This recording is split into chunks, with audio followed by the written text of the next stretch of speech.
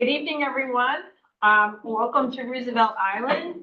My name is Valerie Mason, and I'm the chairperson of Manhattan Community Board 8.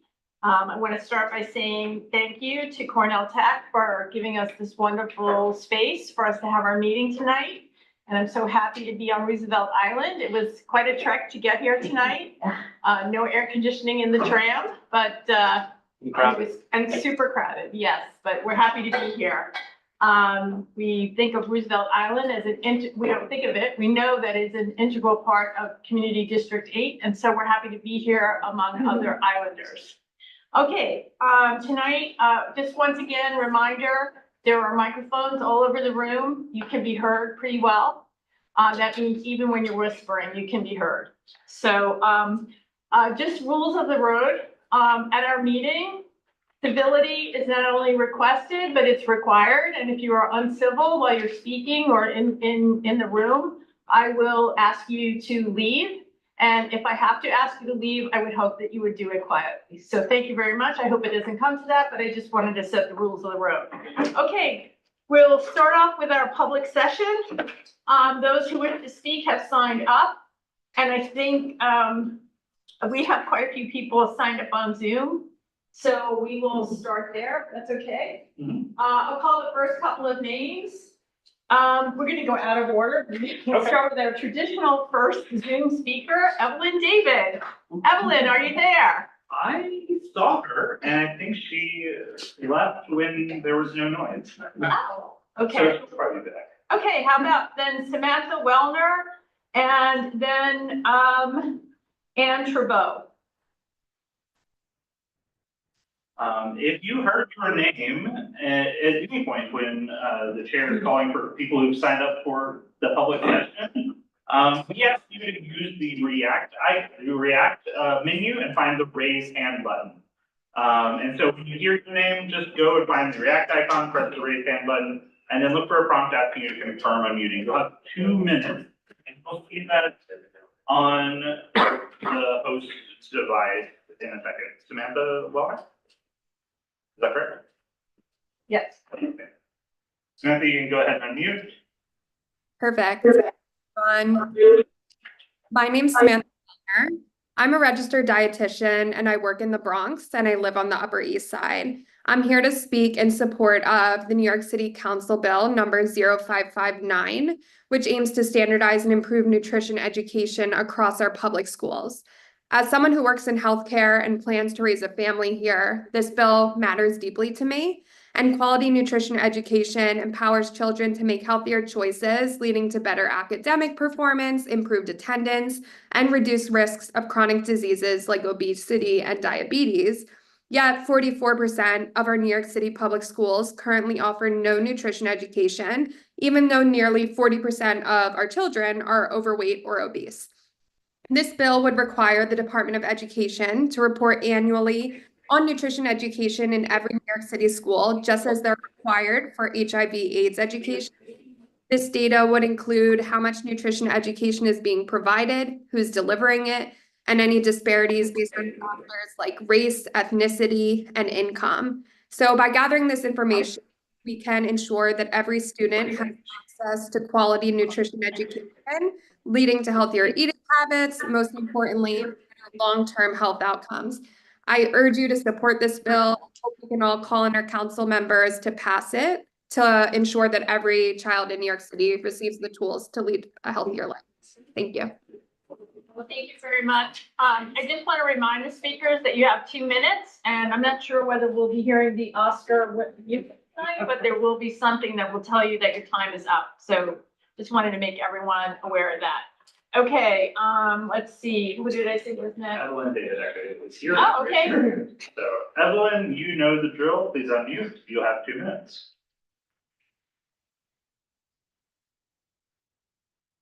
Evelyn David. Okay. There you are. Hi, it's Evelyn David. Did you say my name? Yes. Yes. You're up. 2 minutes. Oh, okay. Hi. Good evening. Hi, everybody. Hi. Okay, I'm just calling number one, congestion pricing, totally against it, as you know, 1,000 times. And I know it's not on the agenda, but still for municipal parking lots, and I don't know who's thinking what, but there I am. Okay, number two, major importance, catastrophe Fifth Avenue. Anything above 60th Street will be a catastrophe in terms of parking. It will be a parking lot. It will be Lexington Avenue from 60th up to 125th Street if they do what they are talking about doing on Fifth Avenue, which I am sure you are aware of. You have landmarking. You talk for hours about landmarking a particular little thing on the side of a building, outside a building, what it's going to do to the sidewalk, etc., right? This is annihilation of Fifth Avenue. This is like, okay, that's it. It's over. It's not an avenue anymore. It is 2 lanes with 3 bus lanes or 2 bus lanes. If somebody that parks to drop off something, goods, that's it. It's double parking. So everything is like Lexington Avenue with double parking. I don't know who's thinking what, but, crazy. Sorry. And there was an article in the Times that said, oh, the mistake in 1900 of making the avenue bigger and making the sidewalk smaller. Well, they didn't have cars, okay? They had basically the Ford motor car, right? And then maybe the trolleys. But that's it. And horse and buggies. They needed a little bit more room. We need the room. I mean, it's like, I'm sorry, but I don't want to turn it into Madison Avenue either, where there are bus lanes and then there are 2 lanes for traffic and somebody's parked. So, I don't know. I want to get it on the record while it's fresh on my head and and they're talking about it. It's not for now. Anyway, I'm hoping everybody is well. Everybody's fine. I so appreciate everything you do. Okay, that's it. Oh, my time's up. Thank you. Thank you, Councilor. Good to have you with us. Look forward to hearing from you next month. Next, Andrew Bowe, then Andrew Fine, and then Janet Schroeder. And if you're here, you can either chat me or raise your virtual hand. Who's up to that? Andrew Fine. Andrew Fine, I do know, is here. So, Andrew, you're up next. 2 minutes. Okay, thank you so much. I would joke that Craig, you're late, but it's okay. I'm here to represent the New York City E-Vehicle Safety Alliance, which is nycevsa.org. Now over 1,100 members in just over 16 months, and open to more. Just contact us through our website or at nyc-evsa@outlook.com. Among our members are 200 cyclists and 94 victims of micromobility crashes. 91 of those 94 members were hit and runs. For this reason and many more, we are fully and unequivocally supporting the resolution tonight to call for the City Council to have a hearing on Intro 0606, calling for all e-bikes and e-scooters to which is currently backed by 31 of 51 council members, to have a hearing. And our city council speaker is obstructing this hearing as current, and it's been that way for the last 2 years. Let's face it, this is simple common sense. Who here has not been hit or nearly hit by an e-bike or scooter on our streets and sidewalks? Everyone agrees. Our only resistance is special interest groups like Transportation Alternatives that take in massive donations from the likes of Lyft, Amazon, DoorDash, Lime, and Uber Eats. We have a simple ask: accountability. Accountability will foster more responsible riding. There were 23 deaths on e-bike riders last year.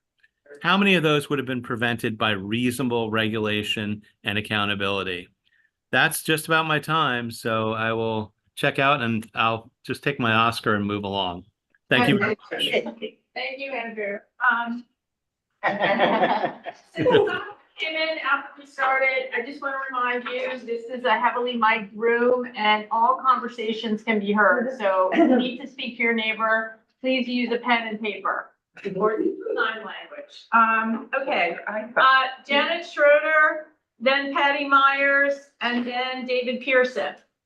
Janet, you're up. 2 minutes. You can unmute. Okay, I'm just still kind of unmuting, so, okay. Hi, I agree with everything Andrew Fine says. We have 1,100 members and all of them agree with everything Andrew said as well. And thank you for hearing us out today. We are unpaid volunteers and we represent the majority voice of New Yorkers, and that we're sure of. Priscilla Loke was killed by an East City bike last fall that was going under 15 miles per hour in a crosswalk where she was walking legally. So we have named the bill 0606 that we want the hearing in the council, Priscilla's Law. In our group, alone, we have 22 of 94 victims. We have 22 skull fractures, 16 traumatic brain injuries, 8 brain bleeds, 1 death, paralyzation, 5 with loss of vision, 11 broken legs, 4 broken hips, and hundreds of broken bones. Everyone has PTSD. Dr. Mashia is an ER doctor from St. Barnabas Hospital, and he says that he sees more e-vehicle crash injuries than any other single injury of any kind in his ER, and he calls this a public health crisis. It takes 34 council members, the supermajority, for an automatic hearing. We had that last fall, but then Transalt wrote all the council members, told them to take the name off. We lost 2. In losing 2 council members a year ago, our victims were silenced. They deserve to be heard. If nothing else, they deserve their voices to be heard when 31 people right now, council members, are on this bill, and Adrienne Adams won't call a hearing, but she'll call one for a bill with 2 or 3 or 4 people on it. We deserve a hearing. Our victims cannot be silenced again by Transalt. They're putting the pressure on. So we're asking for a resolution that is in favor of a hearing for Priscilla's Law in front of the city council as the year is coming to a close. Thank you. Thank you. Okay, next up, Patty Myers. Patty Myers. Patty Myers, then David Pearson, and then Dylan Geronimo Kennedy, I'm sorry. Excuse me. Patty Myers, if you're here, I don't see you. David Pearson, if you're here, I don't see you. We're asking you to use the react icon and find the raise hand button if you hear your name called. And if not, oh, and then I see Dylan. Okay, go to Dylan. Dylan, you're up next. 2 minutes. Hi, my name is Dylan Geronimo Kennedy. Thank you for calling me. I'm also going to be speaking on the e-bike registration bill. While I am not in favor of it, my main opposition is really not on principle, but on prioritization. I'm not sure where the EVSA's numbers are coming from, but from the New York City DOT Bicycle Crash Data 2023 report, there were 50 times as many pedestrians killed by cars as there were by bicycles. So if we pass this, that's fine. But I just hope that we see 50 times the energy, 50 times the resolution, 50 times the hours spent on other bills and resolutions to help keep our streets safe from cars. There's been a lot of great work in this community board that I want to celebrate, pushing for bus lanes, bike lanes, and other things that will make our streets safer. Oh, also want to call out daylighting. And my real point is I want to emphasize, given the scale of the issue and just how dangerous cars still are on our streets, I just want to push that in light of this resolution, which I believe is going to pass, just to have a renewed push and renewed focus on all the other ways pedestrians are being attacked and killed on our streets. Thank you very much for your time, and I hope you will consider my plea. Thank you, Dylan. Now we're going to go to Carrie and then Wendy. Carrie, if you are here, Carrie M, please identify yourself and you can. I think I did that right. Hi, everyone. Can you hear me? Hi. Yes. Yeah. Hi, first of all, thank you for the opportunity and for this meeting. I am a victim of e-vehicle violence. I'm going to follow up in a polite way on what was last reported. The gentleman before me, the DOT stats are wrong. They're not accurate because there is no, up until Alex Boris just introduced reporting on a police form of e-vehicle accidents, there has been no way to report e-vehicle violence, and that is what the ER doctors are mostly seeing every day. So that is just to educate everyone here. I'm not refuting it, that is the truth. The DOT stats are wrong. They do not have accurate stats. As a victim of e-vehicle violence, I've been hit twice. I am a cyclist. I'm not against bicycling. I'm not against safe riding. I am for the 0606 resolution. We do need a bill heard. As a victim, I speak. And if anyone doesn't know what it's like to be laying on a gurney in a neck brace for 6 hours and have 3 months of recovery after that, it is not fun. Car injuries here, car violence has absolutely nothing to do with this law, absolutely nothing. So to speak on that is a little untoward when there are hundreds of victims of e-vehicle violence that are still struggling and suffering and have been maimed and killed. So that is a separate issue, and that is not the bill that's on the table right now. I highly encourage the passing of the resolution to encourage the hearing that the EBSA group has outlined was denied last year, and the speaker is just being very adamant about not cooperating. And it is actually in the charter that this is the job of the council. It is the job of the city to be protecting people. And if Ms. Adams is not following this, then she is not in compliance with her job. Thank you so much. I'm sorry, your time is up. I appreciate your comments, but you, unfortunately, we're gonna have to go to the next person. Thank you for coming, Carrie. Can you, Carrie, just, is her mic still up? No. Oh, okay. I didn't know where she was from. She didn't really identify where she was from, but, okay, Wendy Peace, and then Tiffany Brown. Tiffany's from the mayor's office. Oh, okay. I don't know. That don't go on. Oh, okay. Because they're the duplicates or they're like official reps. Okay, all right. Sorry. All right, that's okay. Usually we're. All right, then next, So and what is the green? Pamela The Manassa? green is Zoom, the blue is in person. Oh, okay. The gray is, we've already called on them. Okay, The all right, red. I had to spin it for my color wheel. Okay. Good thing Behind I'm the scenes. not- Okay, Pamela Manass. No, what about me? It's fine, Wendy, you get it. Okay, I didn't realize you were in red, so, sorry. I apologize. No, she was also in green somewhere else. Go ahead, Wendy, I'm sorry. colorblind. Oh, she actually muted herself. Okay, let's try. this. Okay. All right. Can you hear me? 2 minutes. Okay. Thank you so much. I'd like to thank the Academy.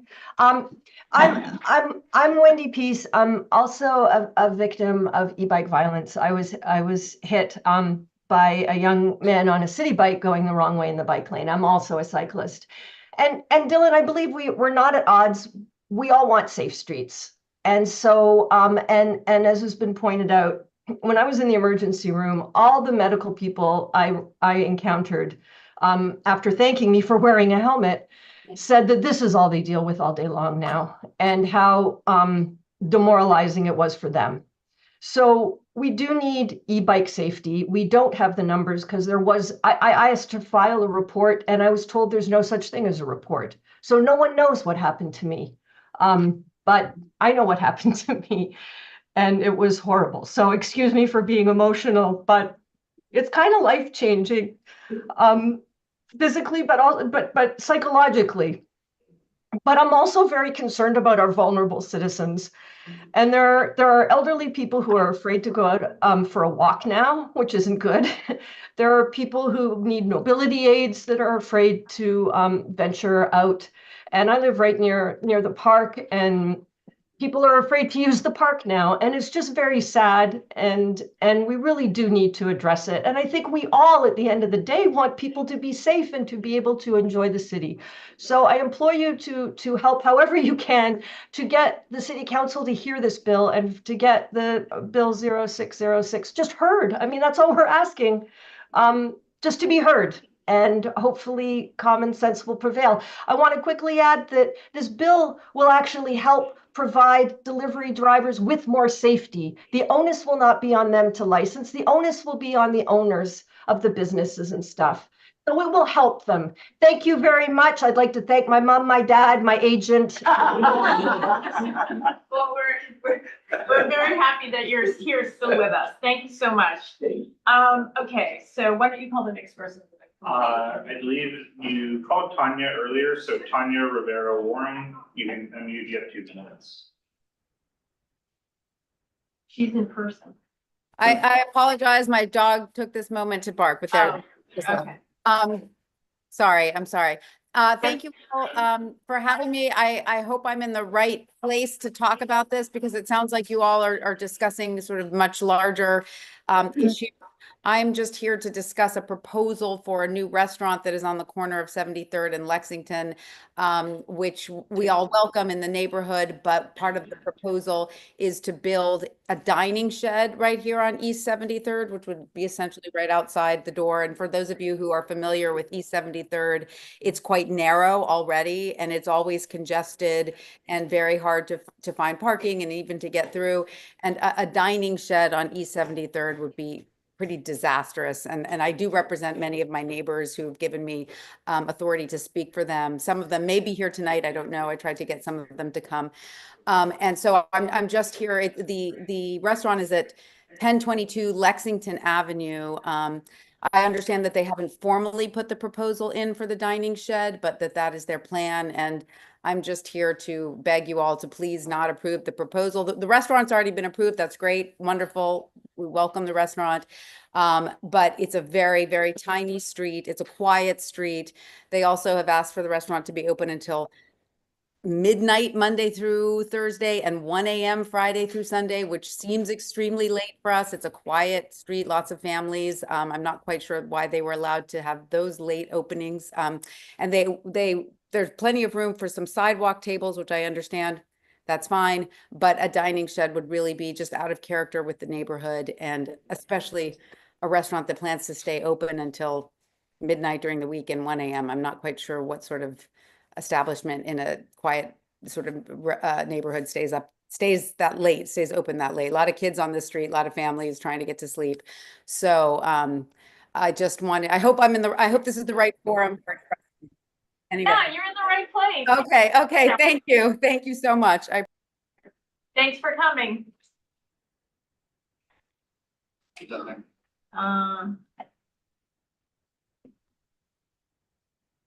Mubin? We called Ann, we called Patty, we called David, right? I think Mubin. Mubin? Yeah, Mubin Siddiqui.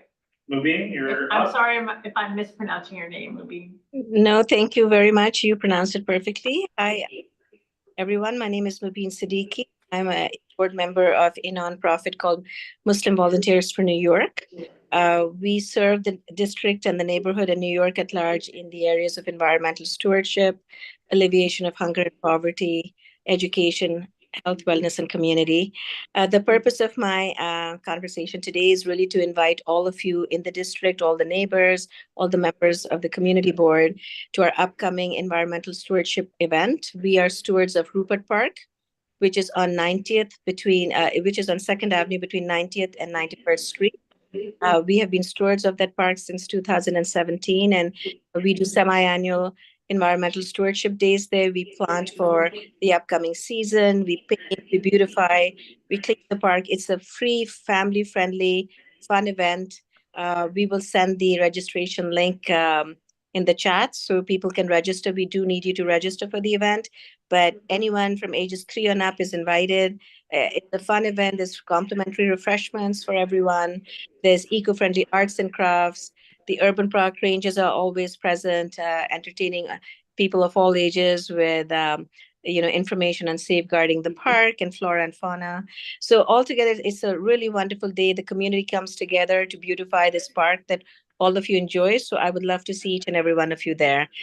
We will post the flyer and the registration link in the chat. Thank you so much. Thank you so much. I think, am I right, Susan Simon?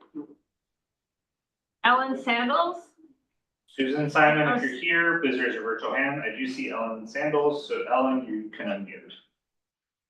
Hi, my name is Ellen Sandals, and I am a member of the EVSA group. I don't want to repeat what was already said. I just wanted to add another thought in support of this hearing for Bill 0606. And it has to do with something that we often hear that all of these unregulated e-bikes and e-scooters are important because they're going to replace cars. And I will tell you from firsthand conversation I had today with a neighbor who has an e-scooter. He's using his e-scooter to go to work on 55th Street and 3rd Avenue. He goes up 1st Avenue and then he comes home 2nd Avenue. Now, my point in telling you this is that this scooter has removed him from public transportation. It has taken him off of taking a bus or taking a subway. And it is false that these unregulated vehicles are replacing cars. What they're replacing is people using our MTA public transportation, and they've created a tremendous amount of chaos on our streets and victims and so on and so forth, and the accidents are not being properly reported. So I am in full support of this hearing, the 0606 hearing, and that's why I'm here. Thank you. Thank you. Okay, next, Pamela Manas. And I think that's the end of our newspapers. Pamela Manas, you can unmute, and then there's Yes, one for I just did. Can you hear me? Yes. Go ahead. Okay. So I too was and am a victim of an e-vehicle crash. July 19th, 2022 changed my life drastically. And I told my story to the West Side Rag, plugging the West Side Rag. And to my luck and good fortune, Janet Schroeder read my story, and together we created EVSA. Getting to the point, my e-vehicle, which was a moped, was misreported. He came off the sidewalk and into the crosswalk where I was crossing legally with my husband, and he hit me head on. I went flying in the air and came down. And I suffered a traumatic brain injury, which has left me partially paralyzed, and I lost my career as a cellist. I can no longer play, which is devastating. I'm young enough. I still have a young child at home, so it was also devastating for him. He was only 15, turning 16 at the time. So it's been life-changing for me. And Janet and EFSA and I have worked tirelessly on trying to get a hearing for Priscilla's Law, another victim who can't be here to talk about her suffering. But others have spoken on her behalf. And I would like to speak on her behalf, along with Lisa Baines, who also was one of our first known victim in this city. And that was 2021, a year before mine, and nothing is done. I'm sorry, Pam.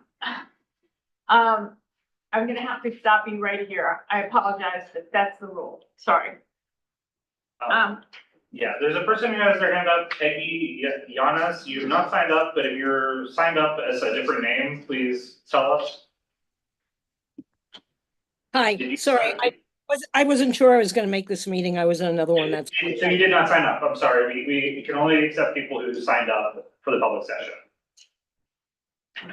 All right, so now we're gonna move to in person. I'm just gonna call everybody up and then you can speak 2 minutes and then please sit down.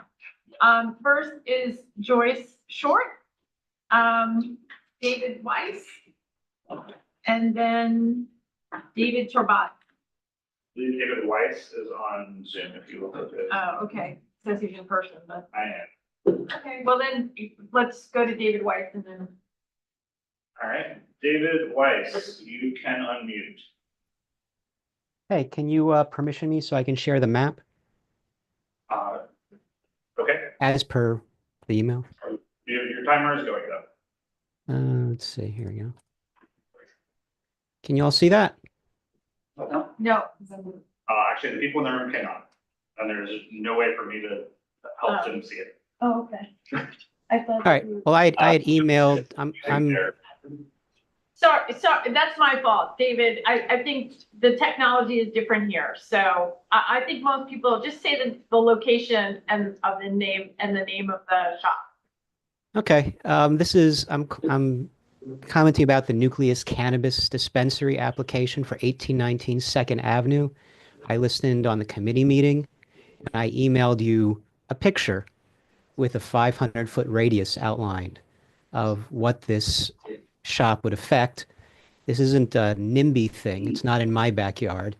It's that this proposed cannabis dispensary would be in the backyards of 5 schools, 3 preschools, 2 supportive housing for seniors, 1 supportive housing for mentally ill.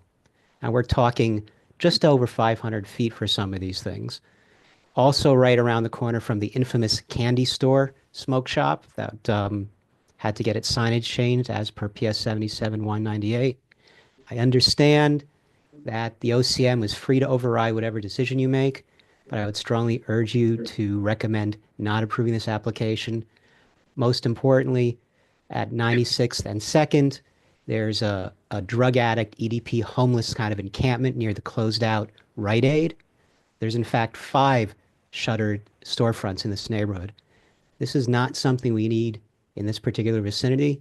And don't take my word for it. Just look at the map that I emailed you when you're voting on this. A picture is really worth 1,000 words. Thank you, David. Okay, now can we move in? Okay, so now we're gonna move in the room and it's, let's see, what it is. Joyce Short, then David Torbatli, and then Frank Perez. If you heard your name, come up to this microphone. And then Addison has a timer for you. I know. But if you heard your name just called, go ahead and line up here at the microphone. Right there. And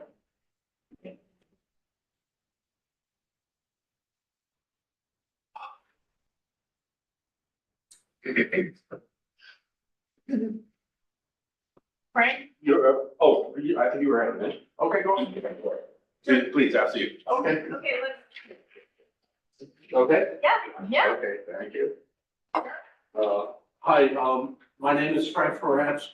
I lived here for 44 years. I'm the president of the Roosevelt Island Residents Association, which represents 12,000 residents here. I thank Paul Crickler for being a strong advocate and let's see, I'm missing some other people here. Anyway, so I wanted to talk about the resolution and the support for the elections for the REAC board. The REAC board is something that that needs to have regular replacement, regular elections, and the community decides. We've had 20 years of this, and all of you have come over on the tram. All of us here know what to do about the tram. We just don't have the influence in REAC to do that. So you're experiencing what needs to get fixed. And what I would also like to say is on the tram, there are a bunch of things that are wrong with the tram. There's actually design flaws. So did you know that the tram works on Wi-Fi communications? And that's the reason why it's stopping. Yes, 2.4. Okay, with 600,000 people, okay, with Wi-Fi transmitters all around the tram. And it stopped suddenly and there are safety issues on it. Department of Labor is the entity for doing this. We want the Transportation Safety Board to be looking into this because they have the skill set to do that. But again, you know, if we had elected representation here on our REAC board, then you'd have a lot more information and resident input rather than being worried about, am I going to be disappointed or removed by the governor because I voiced an opinion that's, you know, unpleasant. Thank you and welcome to Roosevelt Island. Thank you for being. Thank you very much. Thanks for being here. Okay, David Torbatli, Yes. 2 minutes. Thank you. I'm David Torbatli, human rights, disabled rights, and minority rights advocate. I'm here to speak about the parking sign change proposal in front of Rupert Yorkville Towers. In the last meeting, we heard from the condo board president, Mr. Burris, that some people park there and God knows what their disabilities are. I see them out in Central Park. They don't look disabled to me. While abhorrent on its face, it deserves a response. A person's disability need not be apparent to you to be valid. Mr. Burris says the cutouts were created for people coming and going and not for the disabled. That's not true. Those cutouts were created when the building was originally constructed as low-income Mitchell-Lama housing, and the no parking signs were part of this deal struck by the city. When I asked the board members why they're making these changes that disproportionately affect the disabled, I was told by a board member, Jack Siller, don't you want to live in a classy place? They are saying the quiet part out loud. This is about, yes, Jack Siller. What? Board of the RY management, sorry, keep my time on this, not your board. Okay, Jack Siller, don't you want to live in a classy place? They're saying the quiet part out loud. This is about making their building look nicer and improving their condo values. Finally, turning the entire 8 spots into no standing won't do anything to solve the problem. It won't stop the Uber drivers or the construction guys or the UPS guys or the Amazon guys. It'll only negatively displace the disabled New Yorkers. There are things we can do to solve the problem and not take away handicap parking. You can create a section within the 8 spots of no parking and turn 2 of the spots in the middle to no standing, as one of your community board members suggested. And finally, if RY insists on taking all 8 handicap spaces away, then they should replace the remaining 6 they took with their private parking lot that is 45 feet away. That parking lot is never full and only used by themselves, and is what Mr. Burst claims that he wants to do in the first place, is help the disabled. I urge you to respect the rights of the disabled New Yorkers who need these spots and have been using these spots legally for years. Just because they are disabled doesn't mean they are dirty degenerates that will decrease your property value. Thank you. Okay. Okay, I think that ends the public session. Okay, I got that right. Sorry, that was just for me. This is, color coding is driving me nuts. Okay, go ahead. Who are we going to online now? So now we will go to, yeah, well, that's right. Senator Serrano is here in the room, so I will give you the floor. Please come in.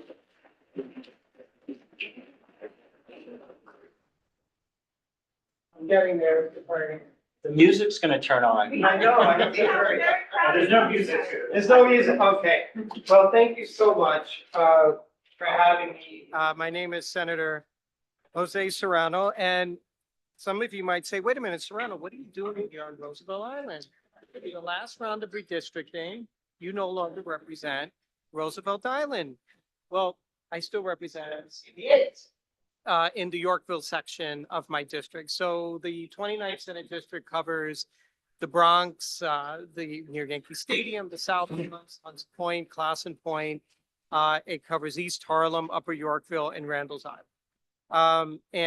Still very proud to represent a portion of CB8. And I know that Roosevelt Island, who I represented for 18 years, is in wonderful good hands with my dear friend, Senator Liz Kruger.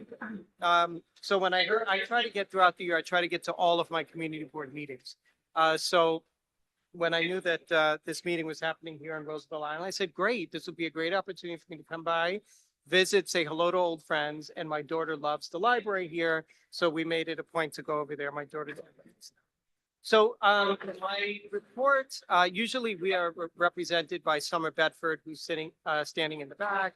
And my office is always available to help address any constituent concerns that the community board may have or any other policy issues. We certainly appreciate all the great work that CB8 does when it comes to the arts and culture on the Upper East Side, in particular the James Cagney annual or biannual Arts and Crafts Fair. I think that's a wonderful opportunity to bring people together. In the Senate, I am chair of the Committee on Arts and Culture and Parks. I believe it's the best committee because it's the one with the least amount of drama, no pun intended. And who doesn't love the arts, right? So very grateful that it is alive and well on the Upper East Side. A couple of issues I want to mention. Earlier this morning, I joined many of my colleagues in government, along with Governor Kathy Hochul, for the signing of the red light camera bill. This will increase the number of red light cameras throughout the city of New York from 150 to 600. This will be a major deterrent. We have found that red lights do change behavior. Red light cameras do alter behavior when it comes to people who run red lights. So this will certainly save lives, and I'm very happy to have been a co-sponsor of this important legislation. This was part of a 12-bill package related to traffic safety. So kudos to Governor Hochul for signing all of these bills into law. Recently, the governor has signed a few of my other bills into law. One of them is a resident curator program.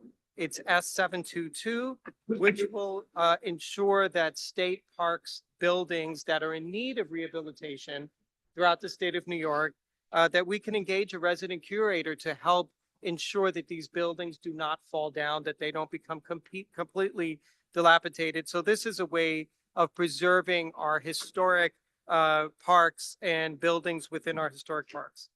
I also, a bill that was signed into law was S9241.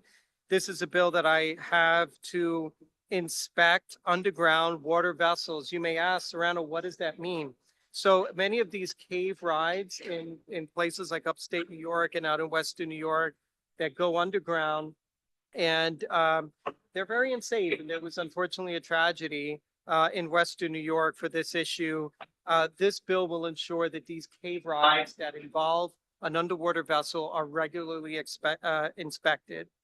And finally, I have a bill that has passed both houses, but is awaiting signature from the governor, and that is my cultural districts bill. This important legislation will create arts and culture districts throughout the state of New York. We all know, many of the folks around this room care deeply about the arts and culture, and we know that organically, the cultural districts spring up in different neighborhoods because you have a number of theaters or local artists or folks that work together to sort of build a cultural area of significance within a neighborhood. We have found that these are transformational in communities, that they bring economic development, that they help bring jobs. They bring a lot of good things to neighborhoods. My bill will ensure that that the state has a role in helping to promote these cultural districts and making sure that they have the technical assistance from NISCA, from New York State Council on the Arts, and from Economic Development Corporation on the state level to make sure that the arts can thrive in our city, in our state. And I would also like to mention that last month during September, which is Emergency Preparedness Month, I held 2 emergency preparedness seminars with the State Department of Homeland Security. They were well attended. We did one in Manhattan, one in the Bronx. But if you would like to learn more when we do another one of these seminars, if you would like one in Yorkville, let me know, and we will certainly put that together.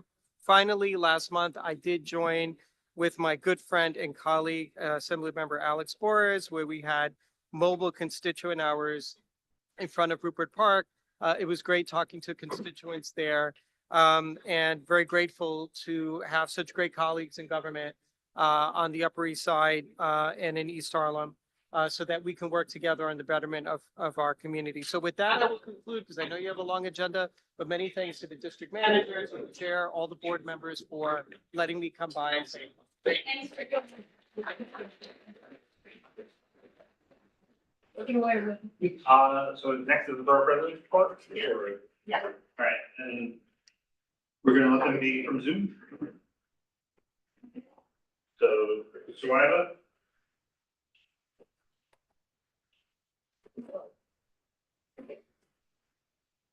Here, but she. Could you hear me? Yes, now we can. Okay, great. Just a moment, please. So I'll go over it quickly, not to take up too much of your time. MBPO is excited to announce that our annual leadership training series will begin on Monday, October 28th through Friday, November 1st. I brought this up last time. I won't go into detail, but the emails have been sent out and there's a flyer attached, which has all the important and compulsory trainings that each member has to attend of the community board. Besides that, our senior resource guide has physical copies, which we will be dropping off to 3 senior centers in the district. and it's also available as a resource guide on our website. Manhattan Borough President Mark Levine sent a letter to the MTA outlining some gaps in their recent capital plan. This includes necessary funding to continue the need for accessibility at stations across the borough, screen doors, and other items that should be in the capital plan. Composting is going. We've awarded over 100,000 to community organizations across the borough to educate residents and support composting operations. Thank you so much for your time. I'm off camera because I'm in transit. Have a great rest of your evening. Thanks, Suiva.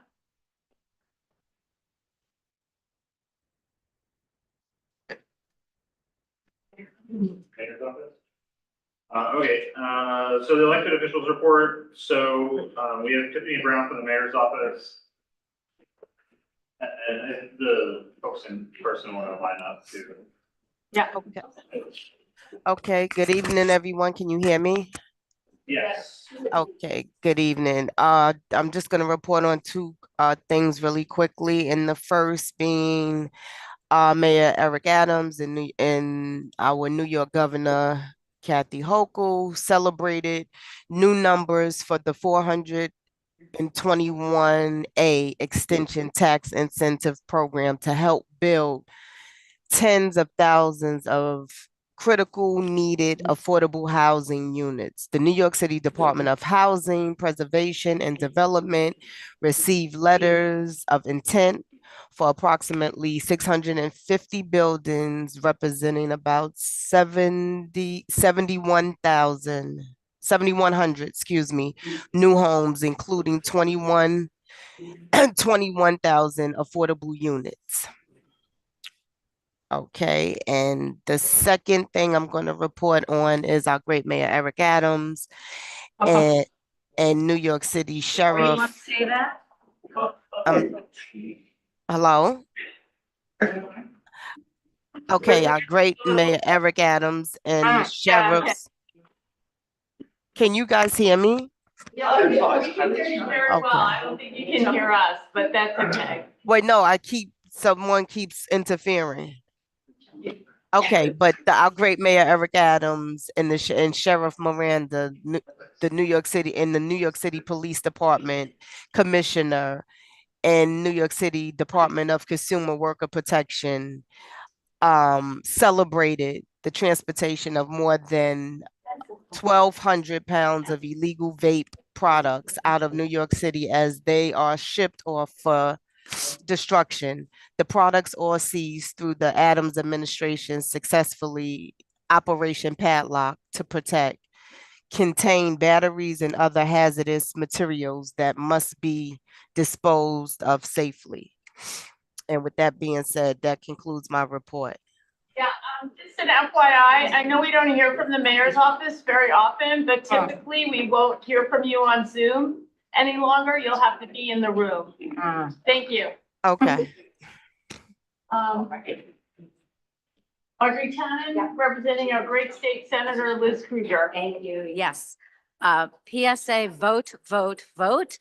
You know that October 26th, Saturday, early voting begins. Also, Vote NYC. If you know anyone who's not going to be around to vote in person, anyone in New York State can apply for mail-in voting. I just want you to know that as a PSA. So friends, relatives, please know that you can register as mail-in voting. Liz is doing a lot of events on Zoom.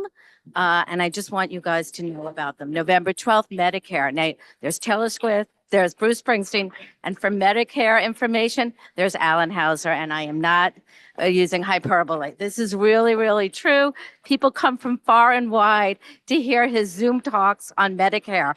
The 1 year we didn't have him, we got so many complaints that we make sure to schedule him well in advance. So that's going to be on November 12th. We're doing something on scam prevention, and also about the overwhelming amount of scams that are out there that people have to watch out for. And then we're doing a housing series, a lunchtime housing series, which will include a session for co-op and condo owners. Often they are overlooked, but the rights and responsibilities of co-op and condos associations and boards. You got a long meeting, you got to get home. The tram won't be as crowded. Thank you. Have a good time. Hi there, I'm Carolyn, I'm from Councilmember Power's office. So it's a busy week in City Council. This week, Council held public hearings on community of yes.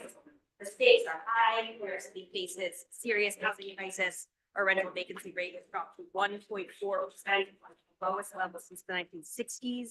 We simply have not built housing to keep up with demand. So Councilmember supports City of Yes and also recognizes the importance of input. So our office has scheduled meetings with CBA leadership and other neighborhood associations. 5G towers. So the Office of Technology and Innovation proposed 2 new Link 5G towers in our neighborhood at 110 East 88th Street and 650 Madison. So we heard feedback from Madison Mid and Carnegie Hill neighbors that they find the towers intrusive and unattractive. So we passed along these concerns to OTI and offered a potential alternative, putting the sort of bandwidth on existing street lamp posts to minimize disruption. Finally, Councilmember Powers introduced a new bill to install 500 new water fountains in public spaces throughout the city. The bill is having a hearing on Monday. If the summer is getting hotter and hotter, we want every New Yorker to have reliable access to safe drinking water. Thank you so much.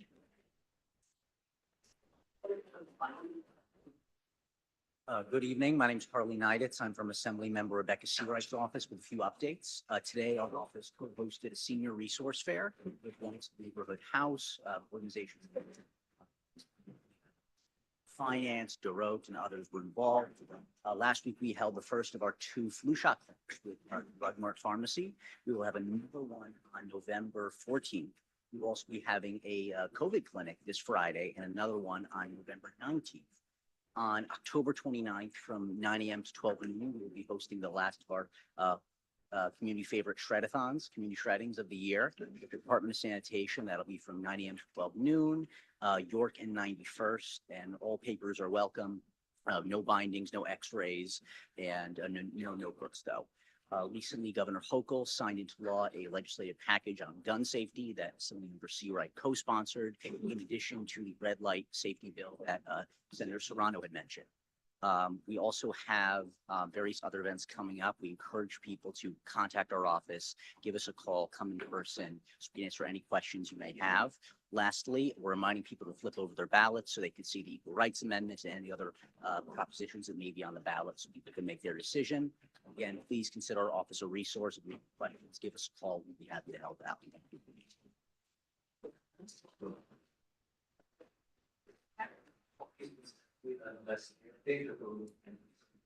Brutal, because I'm going to talk about it too. Okay. Hi, everyone. Great to be here. Harry Gale from Councilmember Menon's office, Upper Director of Constituent Services. If anyone has an issue, please email our office or me personally. We'll be happy to see you. I first want to start and thank Paul Frickler and Board 8 for your work on Roosevelt Island to try to give Roosevelt Islanders the capacity to use with our representatives on WEON. We had a hearing through 312. It was heard. We're hoping that our state colleagues can run with this and do more on the state level. And of course, we're hoping that it's voted on soon and doing all that to see what the speakers on this. So thank you for all your efforts on that as a community board. I also want to thank the community board, Will, and Chair Valerie Mason for all of your great work on the Memorial Sloan Kettering Euler rezoning. You had a great resolution on that approved the project with certain conditions. The council member, I believe, came through on all of those conditions, and we appreciate the statement of support from Valerie Mason. So some of the things that we were able to do was we were able to secure over $10.3 million in community investment and construction mitigation. This is everything from real-time air quality monitoring, harmful materials, third-party that. We have everything from sound mitigation, an electric crane, a set for gas crane, vehicle washdown area so harmful particles aren't leaving the construction site. We have an independent third-party air quality engineer to help PS 183 deal with any ramifications of the site, although we believe that at a minimum, new AC units for everyone on the block. and then capital investments such as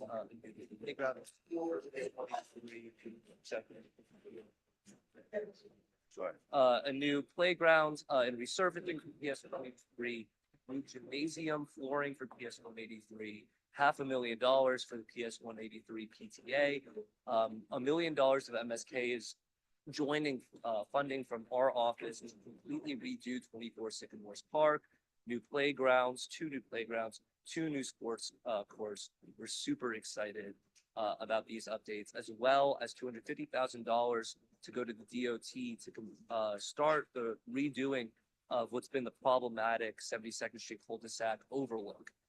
So new brickwork, benches, that will be the start of this investment. So thank you for having me today. Thank you. Okay, next, moving right along, adoption of the agenda. So moved. All in favor, second, all in favor? Okay, anybody against? Adoption of September minutes. So moved. Second, anybody, all in favor? Aye. Anybody against?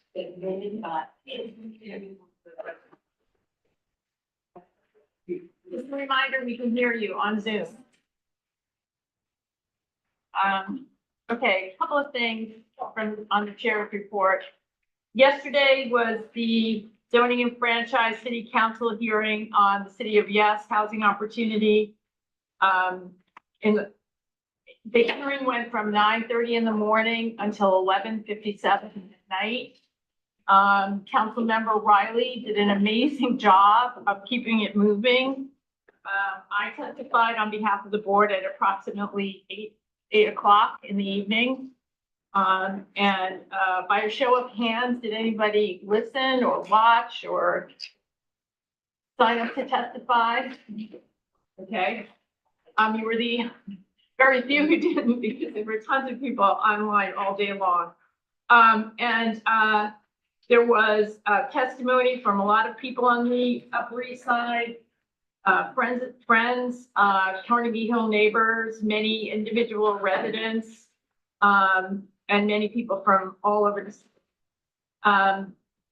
We will see what happens next. Next thing I want to talk about is the Welcome Center at 419 East 91st Street. We received notification last Wednesday that SUS has withdrawn as the operator of the center. You're kidding. Yeah. All we know is that DHS, in their words, is no longer going with SUS as the provider. That was the only information we got. I've reached out, Will and I reached out to DHS to try to get some kind of debriefing as to what that really means. I mean, I think it goes without saying, I don't think anything is opening in December because they don't have an operator of any kind. But when I have more information, I will certainly pass it along. They were not exactly forthcoming with any other details. So we're trying to get as much information as we can. I was going, Wilma told me that in fact it's open. We have a date to go there on Friday to look at it. It's the building open, right? The doors said, both doors said, please be closed. And before they have all the, it's called it scaffolding down and, Well, I don't know what kind of construction, but it's not, and they don't have an operator. That's all. So I don't know, we have no idea what is happening next, so, you know, we've reached out to a couple of people, we're waiting, I to have a get some more number to call. I can information. give you some number of the Well, we're construction speaking company. with Marcia, so there's no. Well, somebody from the construction. Okay. You can construct a building, you can't open it up unless you have an operator, so. Right. Anyway, on Northwell Lenox Hill, it does not look like we will be considering a ULURP this year. I had a very cordial meeting with the head of Northwell Lenox. He did reach out to us this last month, and things are moving kind of slowly. That means they could be moving slowly right now, but when they move forward, they can be moving very quickly. We're trying to explore some options for them to come in and at least talk to the community about where they are. But, I mean, he was fairly transparent that there's still a lot of variables and they don't want to come in to talk about a project that they don't really have fully baked yet. That happened before. It did not go well. So, I think that they're just trying to get all their ducks in a row first. I did tell them that, you know, we had a pretty good give and take with MSK. They're aware of the process and they are open to talking to us, but I think at this point, they don't really have all that much to say. You heard Harry talk about MSK, that's moving forward. It's almost $8 million in benefits to the community. And yeah, they're still gonna get the height, there's no doubt about it. But you know, there's nothing more I can say about that. I just want to say a couple of things. Rebecca Lamort has tendered her resignation.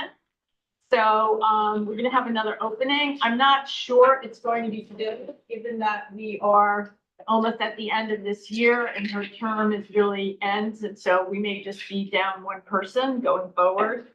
I want to say something about attendance because everyone has really good attendance, but the anxiety between the 24 hours between the time of this meeting and 24 hours before is unbelievable.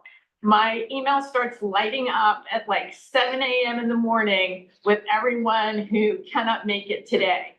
And so it's just that I just want you to think about everybody else because you don't want people to come to a meeting where we can't take action because we don't have an in-person quorum. So just be aware. I've been very lenient, reasonable about people not coming because everyone really does participate. But I just be, you know, mindful of your fellow board members that you don't want to waste their time in coming to a meeting if it turns out that we're short on the in-person quorum. So just be careful with that. I just also want to say, just to point to two things. I just wanted to highlight the Sanitation and Environmental Committee meeting coming up next week, where we're going to be talking about composting, which is very important. Everybody should have at least one bin in their building right now. It's not really mandatory. I mean, it's mandatory that you have the, it's mandatory that you have the bin for your building. Thank you, Anthony. It's mandatory that you have the bin for your building, but it's not exactly mandatory that you start composting right now.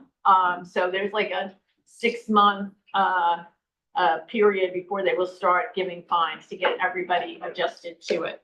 I think including the sanitation department, since they didn't come for 2 weeks to pick up our bin. But as our building. Last thing I just want to say, I think Audrey said it best. Just remember, when you're voting, to flip your ballot. That's really important. Somebody may not tell you to do it, even though I believe, you know, we sent a letter to the department, the Board of Elections. And I know some people who are working at election sites already, and they've been instructed to tell people to flip the ballot. But it's becoming a thing. You just move your hand like this. People are supposed to know flip the ballot. So I'll end my report with that. Thank you very much. Valerie covered most of the points that I was going to cover. Just a reminder, our office is closed on Election Day, Veterans Day, and Thanksgiving next month. So if you're trying to find us those days, expect to pick up. I also want to thank Cornell Tech for letting us be here, and that I think hand it back over. Oh no, I did have one very important thing. The last ferry to leave the island leaves at 9:05 p.m. Oh, crap.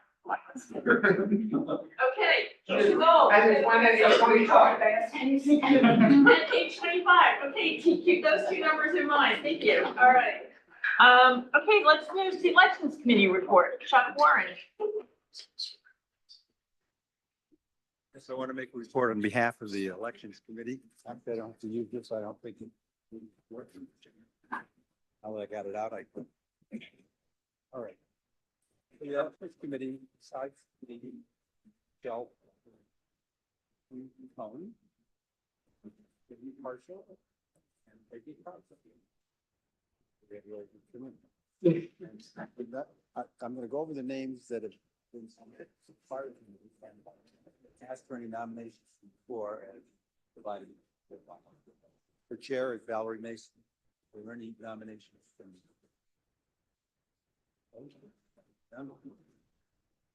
Okay.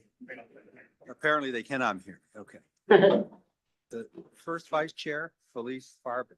Are there any nominations from the floor? Okay. Second vice chair, Addison Lev. Are there any nominations from the floor? Secretaries, Lindsay Cormack, Sebastian Allen Clark, and Craig Layden. We have any nominations from the floor? Okay. So it sounds like we have a fight. And the way things work, just so everybody knows, is that we're gonna meet as a committee with questions that will be put to all the candidates at our meeting on November 13th. We did last year.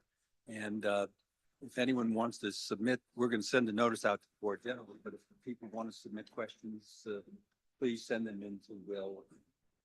We'll look at them and decide on the questions that we preside. So that's my report. Thank you, Chair of the committee. Did you say what the? And then, Deputies will be? yeah. Yeah. Assuming no land use items, so November 15th. Right.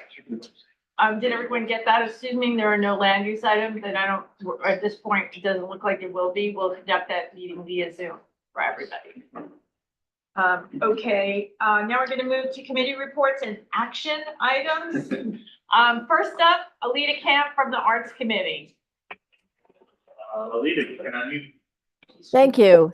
Thank you, everyone who came to the art show. It was very successful and well attended. We had over 100 artists, including Wilma Johnson, who exhibited many, many different varieties of art, of not performing arts, but the paintings were different. We had, it was just a great showing of people, an opportunity to build community among the artists, among people in the neighborhood, and to increase civic engagement by getting lots of signatures to join the CB8 email list. I'd just like to take this opportunity briefly to thank everyone in the committee because we couldn't do it without you. So that would be Peggy Price, Gail Barron, Rita Popper, Sahar Hussein, and Addison Lev, who just joined, and for the volunteers, Addison before he joined, and also Robin Seligson, who came and put in a lot of hours helping me to set it up. We had music, and I have to say that Rose Klopper from our board office has an amazing, beautiful voice, so I hope that she will sing again and that all of you will attend our art show. And I just have to thank our elected officials for helping promote it, and Chick-fil-A for very generously providing lunch for all of the people who exhibited and the board volunteers. So please join us again, and thank you to the board members who did come. Thank you, Valerie. Thank Oh, you. and we're having, just one more thing, we're having an arts committee meeting on November 21st, and there may be some big news about more arts in the community. So please, if you can, join our meeting and stay tuned. Thank you. What a teaser. Okay, Roosevelt Island Committee. Oh, okay. Welcome everyone to Roosevelt Islands. We have one item here in front of you all. It's about democracy here on the island. So I'm standing here. First of all, one thing, I'd like to recognize somebody at the back, Jimmy Starachi. If you could stand up, Jimmy. Jimmy, a public member of the community, has been working very hard with me on getting people to get involved in the community. So big thank you to Jimmy. We've been working on getting democracy. So the resolution here is all about what 1,100 people signed a petition for out of 12,000 people. We'd like to have direct elections of all the members of the board of RIAT. It's very straightforward. It's not complicated. Right now, we have no ability to put anyone forward even, let alone vote. So hang on a second. Council Member Menon has done a great job of getting a resolution. We hope will come before the City Council. So thank you very much. Very simply, the ask here of all of my fellow board members is to support the following resolution. The resolution says that this board supports City Council Resolution 0132, calling on the New York State Legislature and government to grant residents of Roosevelt Island the power to vote for members of the board of REARC. Very straightforward. Yes, please, questions. Call the question. Well, do we move to approve first? We have to have a motion on the floor, I think. The resolution. Okay.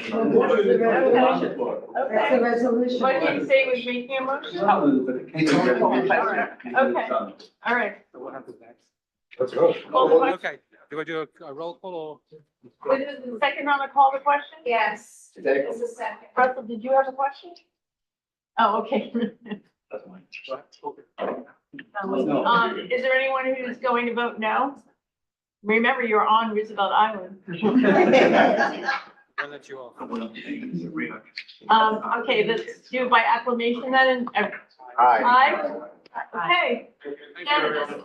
Thank you, Paul. Good job. Okay, Landmarks Committee.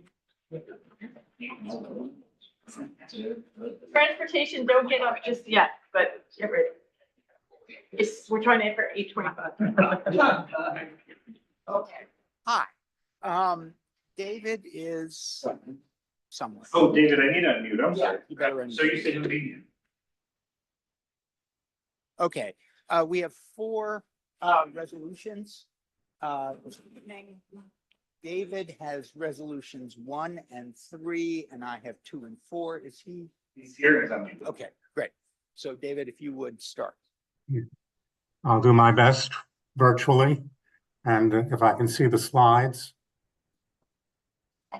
So the first project is the Metropolitan Museum of Art. This is a very complex project. It's actually the equivalent of 2 projects in one application. You're seeing in Wing E the possibility of a new 83rd Street entrance, and you're seeing in Wing W and Wing X a new mechanical plant. There are reasons for this. With respect to the 83rd Street entrance, they want to reduce the crowding on the plaza and at the main entrance, and they also want to create 3 accessible entrances that will enable almost direct connection to the Great Hall, the ticketing, etc. And by coming in at this location, it does that. As far as the new mechanical plant, it's actually a condenser plant. The existing one is quite old. It's sitting on the cellar where, because of climate change, we can wind up with a lot of flooding. So they want to move it up 1 level. And when they move it up 1 level, it also has other benefits, which you'll see as we go through the slides. One of the biggest benefits, which is not a slide benefit, is that the energy efficiency will be increased relative to the current plant by 54%. And this plant takes care of about 60% of the metropolitan. Next slide, please. This is one of the great examples of being able to reverse change. You're seeing in the lower elevation, the 3 orange locations. The middle one is currently an entrance. The other 2 used to be entrances. This wing was actually created by McKim, Eden White. And you'll also see when you look at the overall elevation that the Met is not perfectly symmetrical, and that McKim, Eden White have put in a pediment on the north side. Next one. Next slide. Very quickly, this is what the north side looks like. Quickly to the south side. Next slide. South side, and now the middle. Next slide. And this, hold here for a second. The new doors are going to match the doors that are at the central entrance. Basically, they're bronze frames with clear glass. The intent is visibility as well as accessibility. Let's go to the next, please. So here you see how they had actually infilled the Indiana limestone And now they're actually removing with the infill so that we'll have 3 openings to create 3 new entrances. Next slide, please. Here you see the entrances, and you can see that they're very similar to the main entrances. However, they're much shorter, and they will have sign bands. And where it says sign here, those are 4-inch high light bronze letters that will be on the dark bronze. The actual signage is waiting for another time. It's not part of this application. Next. And this is what it will look like, generally speaking, except that it really will be transparent. And you'll notice on the right, the what I'll call the door jamb extension against the stone wall. The doors are recessed, and that extension is a button for the handicap, to create accessibility. So we press the button and it'll activate the doors. The doors can swing either for egress or for access, and that'll depend upon what's happening at the Met at any particular time of day. Next. What you're seeing here on the left, where the existing chiller plant is, and what you're seeing on the right, proposed location of the new chiller plant, which is 1 level up. And you can see in the small section, the lowest level of the ground floor level, and then what's happening up above, but we'll see that in a larger section. Next. This is generally what's going to happen with the new chiller plant being now on the ground floor level instead of in the cellar. And they're going to be infilling some major light well openings and moving up all of the shops to the 5th floor. And you see that running across sort of in the middle. And then the new chiller plant is going to sit on top of the Grace Rainey Rogers Auditorium. Next. And here you can see it sort of a bird's eye view. So in effect, we have the south and we have the north, and these new cooling towers are vertical. Next. Here you see on the left photo of existing light wells, which will be infilled, and the floors will in effect all go across within that light well, giving the Met a lot more space, and they'll actually wind up with more shops and more storage space than they have now, as they also create this new cooling tower installation. Next. And this gives you a look at it in 2 directions.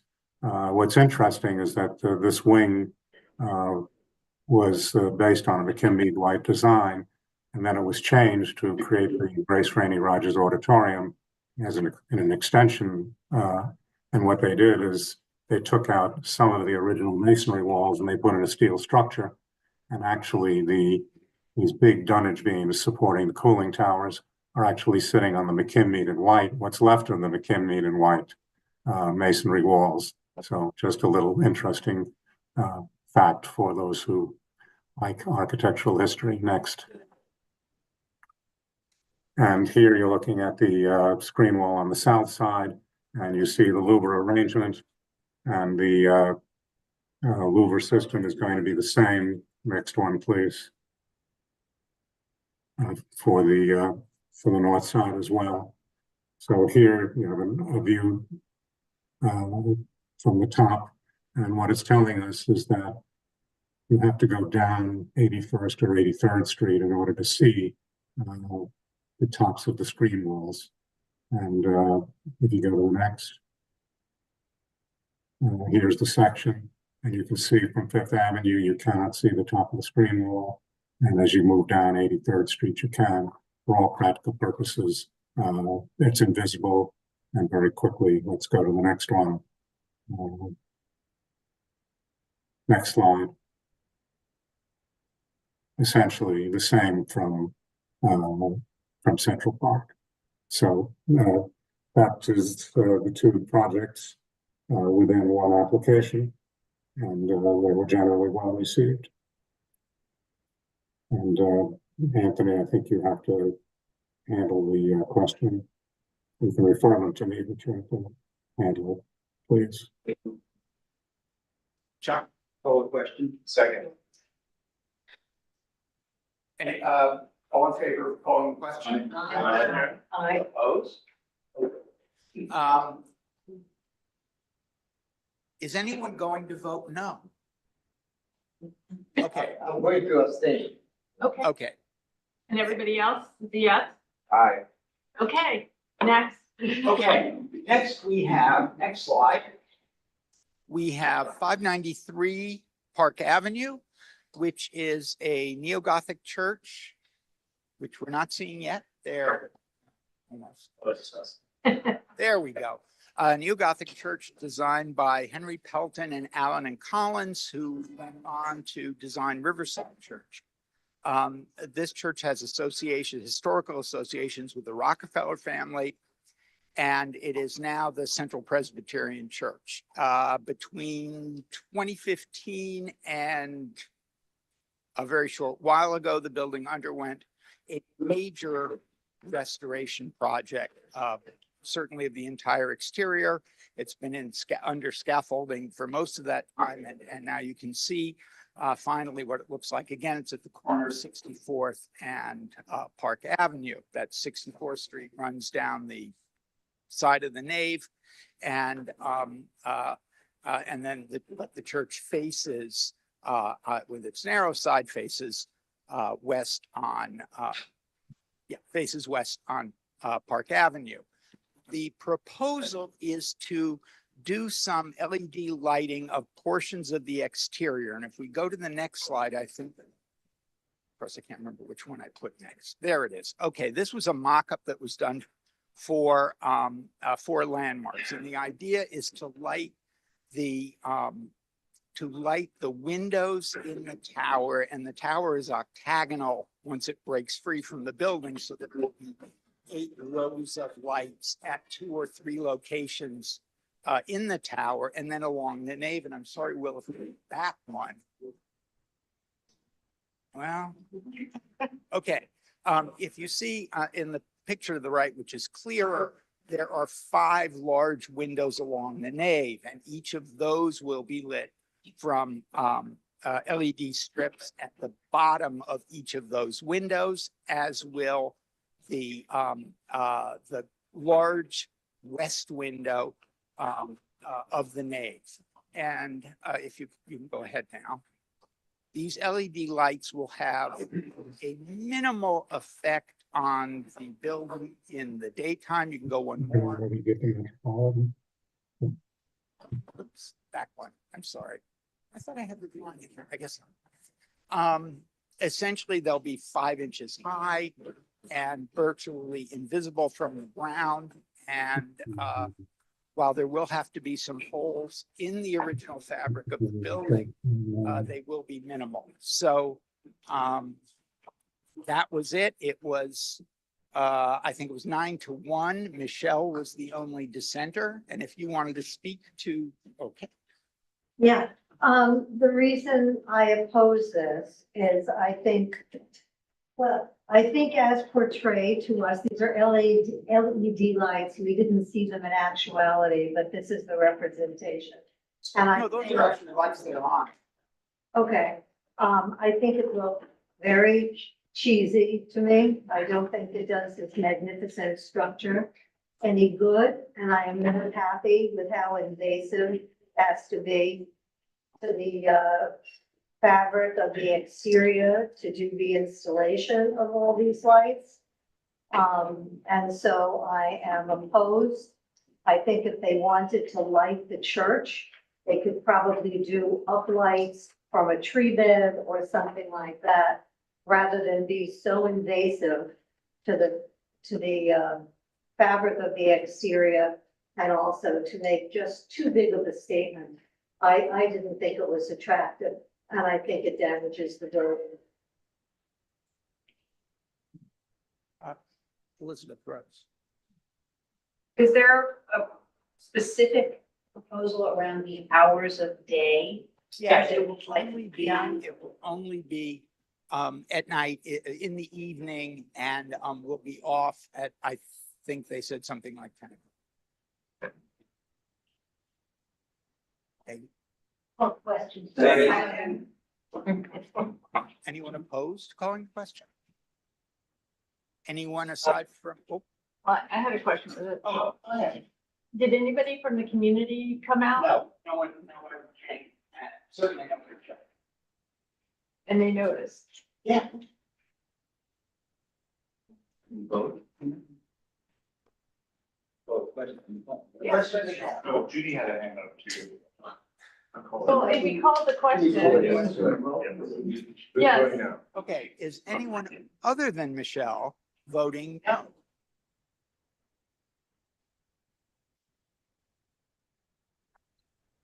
Okay. Judy, are you voting now? No, I didn't hear what he said. The lights would be on until what hour? About 10. Thank you. I just want to make a brief comment that this. Judy, I'm sorry. Okay, David.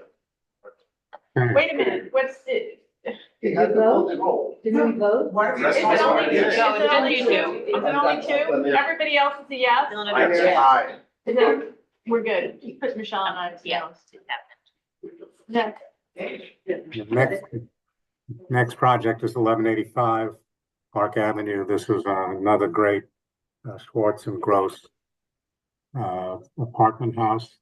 The designation includes the exterior and the interior court.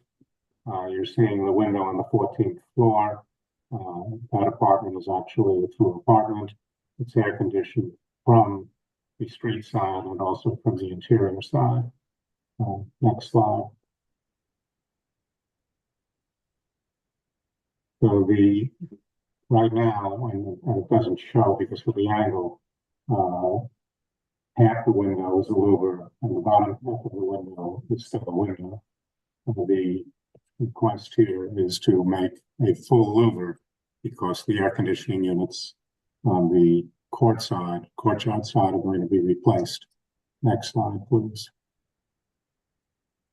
So here you see the through apartment.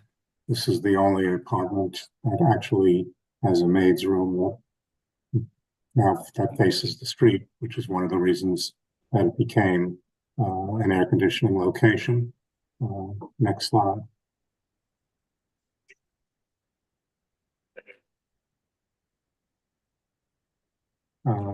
Here you can see, particularly on the right-hand side, the three through-wall units that are going to be removed in the courtyard, and the masonry is all going to be restored. So that's a real plus from this application. Next slide.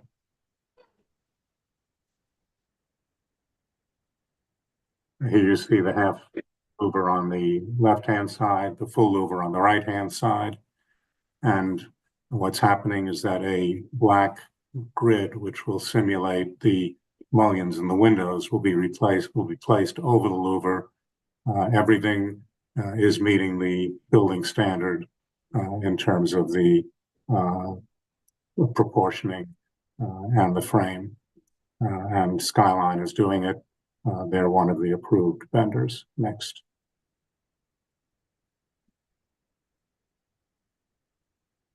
Next slide. This is an existing condition.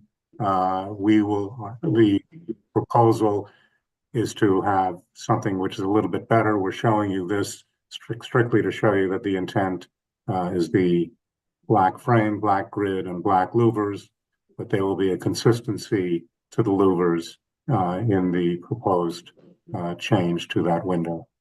And that shows you the full application. Okay. This was 8 in favor, 1 opposed, and 1 abstention. Jane Partial, who is not with us this evening, was opposed. Are there any questions or comments? Oh, okay. She changed her mind. Oh, okay. Anyone else? Chuck. Oh, wait. Second. Second. All in favor? Anybody opposed, Barbara? Alita has her hand up. Alita, are you opposed? I am opposed. Okay.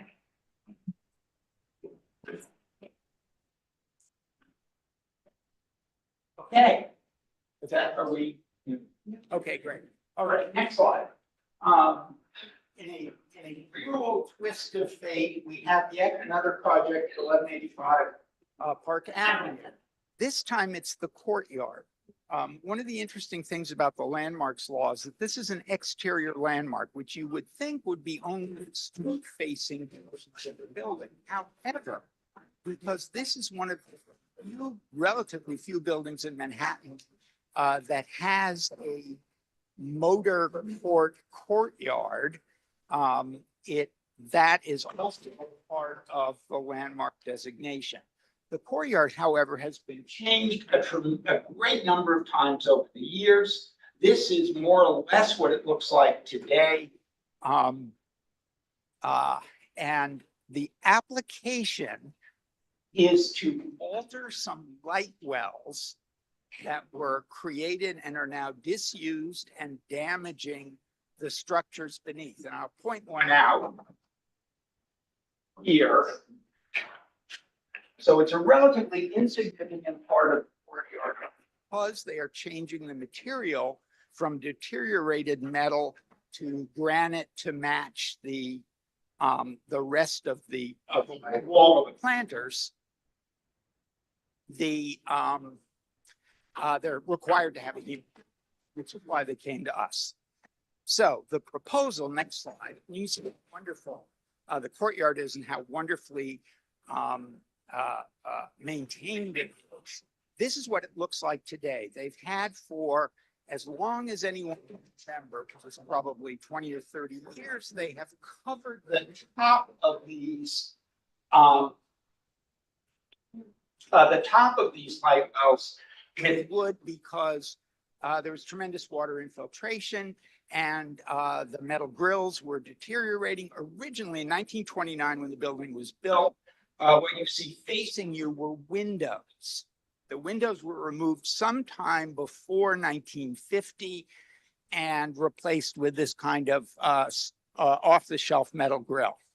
The proposal is to replace everything you see in the vertical here in the center section with granite to match everything to either side, to have a granite top, and then on top of that, to have 3 small pieces of marble. I think we can do the next slide. This happens in 6 locations. So on the left, here, I can see from here. On the left, you have the condition as it is today with water coming down through and anytime there's any bit of rain coming down the sides. This is no longer active.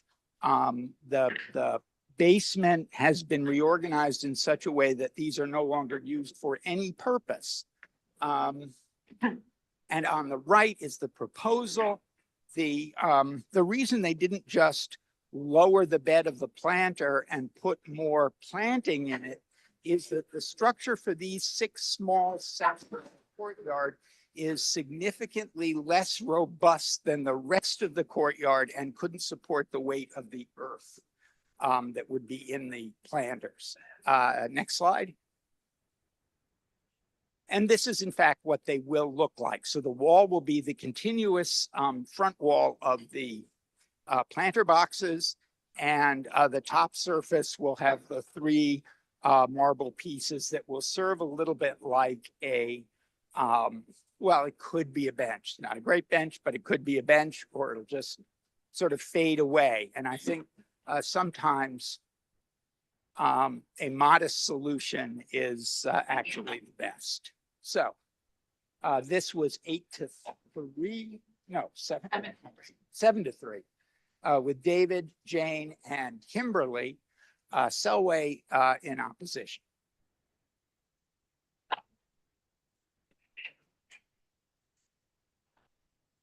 Any questions? Second. Second. In favor of calling the question? Aye. Opposed? Okay. Anyone going to vote no? That's you? Well, Kimberly and Jane are not here, so. Just David. Is David a no? I didn't think I could vote. If I can vote, I'm a no. Yeah, of course you can vote. Yeah. No. Okay. Anybody else? Everybody else is a yes? Okay, thank you. Thank you. All right, thank you. All right, transportation, like I said, yeah, get going. Transport yourself.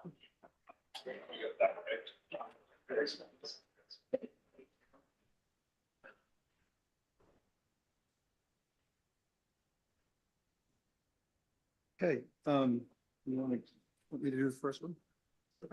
Want me to do the first one? All right. I live right there. Oh, okay. Just let me get. This is a public hearing on a request to change the parking regulations at 1601 to 1619, Big Third Avenue, 1623 to 1641 Third Avenue, and they're both. What you have to know here, these are Rupert Yorkville Towers, and one is at 90th Street and one is at 92nd Street. One at 92nd Street is much smaller. It's about 3 parking spaces. The one at 90th Street is larger. It could be 5 or 6. And the issue is that and since I live right across from the 90th Street one, I see that all the time.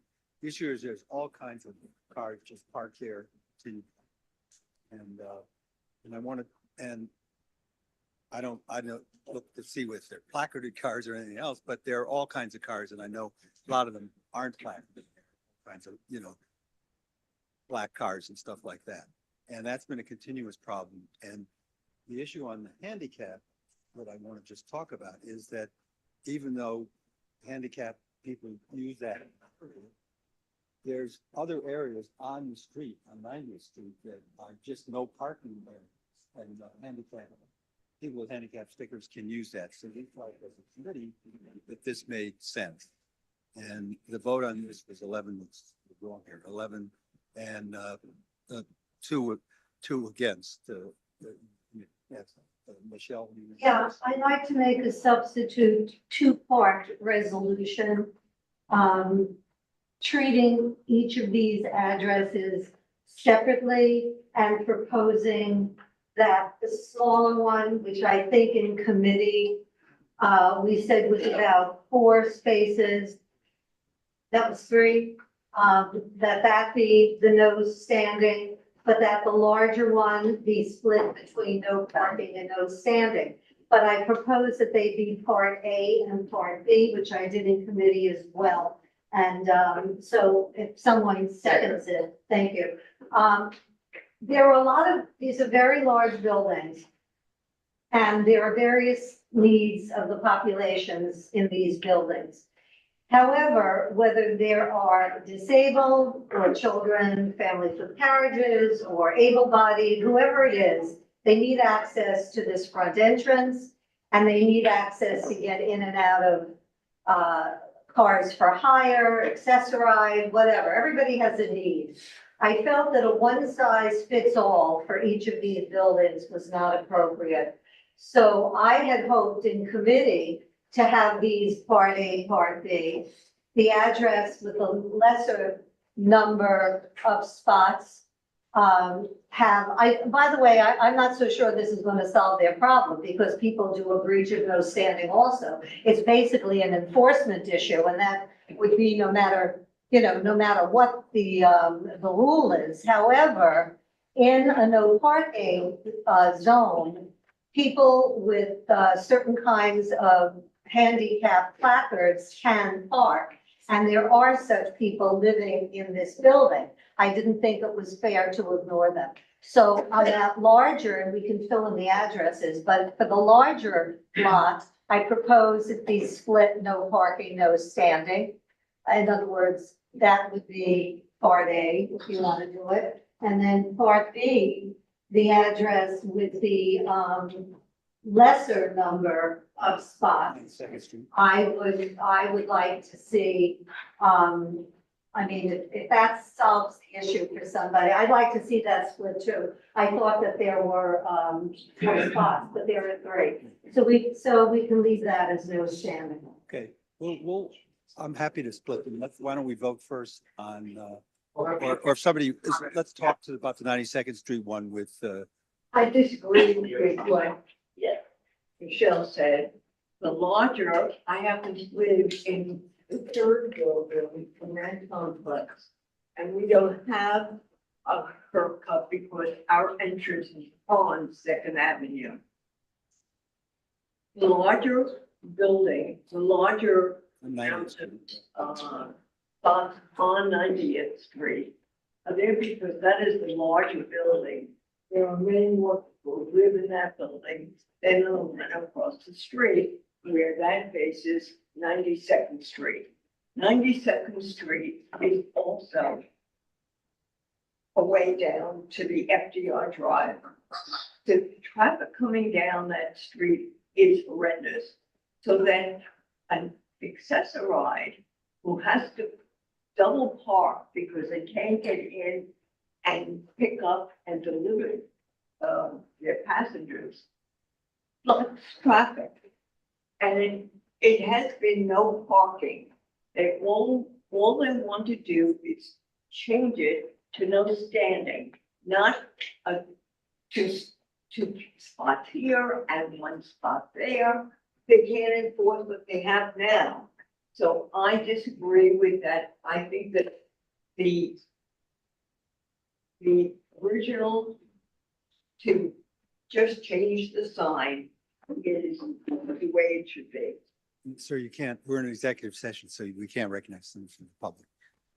Why don't we just discuss, yes.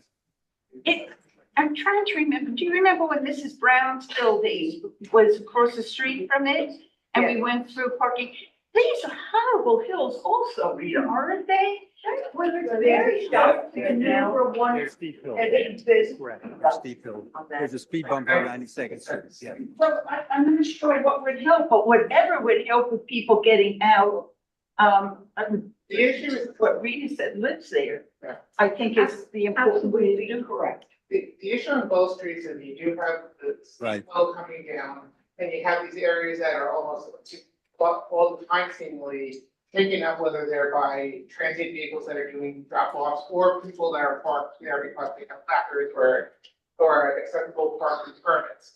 But the issue is that There's a lot of others parked. there's a lot of others parked there and it's preventing access. You look back at the street view on Google historically, and almost every picture on the 90th Street and 92nd Street side show that there are vehicles in there. So the issue is access with people that are coming in and out of the building and being able to pick up and drop off people. The fact that it's no parking is contributing to that, not being able to occur as was originally intended when these built the cutouts. So, Judy wanted to be recognized, Judy? Yeah, Chuck, this comment is for you. Chuck, would you please stand closer and raise your voice to the microphone? Hear your first report on the executive committee, and I couldn't hear you speaking on this, so please. Sorry. I abjectly apologize. Okay, why don't we, since the second one on 92nd Street, there's no argument. If there's anybody have anything they'd like to say? Thank you. Is there a second? Is there a second? Okay, all in favor, say aye. Wait, can you say exactly what we're voting on? What we're Because voting on is It's essentially the committee resolution on 92nd Street changed from no parking to no standing in front of the. That's the smaller, it's the smaller. The smaller one, yeah, we're splitting up. Okay, is there anyone who is opposed to this? Okay, I think that's unanimous. Okay, now let's go to the 90th Street. Can you hear me, Judy? Let's go on to the 90th Street side. You're too tall. I've heard that a lot. Let's go to the 90th Street side. And does anyone have anything they want to say on that? Call the question. Second. Okay. We're calling the question though on The substitute. on the substitute resolution. I agree. What? Yes, he said he was. Splitting our, We're going to split it up. It's not this is. we just voted to approve part A and now. No, we vote, well, I turned it around because we were unanimous on part B. So this is part A now, That's the one I want to vote on. Okay, okay. Just say what So we're to voting. clarify, this is to split the cutout on 90th Street between no parking and no standing. Substitute resolution. Right. Split it up to have some spots, a couple of spots that would be no standing and Sorry, is it- spots that would be no parking, statement parking. That's what that Is is. a substitute resolution in order, or this is already a Okay, substitute? so the question. No, we're talking about a substitute. She already made a substitute. Yeah, so I'm calling a question. Okay, is there a second? Second. Okay, all in favor, say aye. Aye. Any opposed? Okay, this is, well, we only have a couple, but we're calling the question. So let's vote. This is on the substitute motion, which is a bifurcated part A, right, on 90th Street. Okay, I think we're gonna have to call a roll on this. Okay. Anderson, No. Angeles, No. Ashby, Ashby, you have to unmute. Pass. Barron, No. Birnbaum, Yes. Woods, Lori, you have to unmute. Yeah, I'm sorry. I'm sorry, I wasn't paying attention. What is the? I'm sorry. This is the substitute, this is substitute of these 90th Street in front of the towers.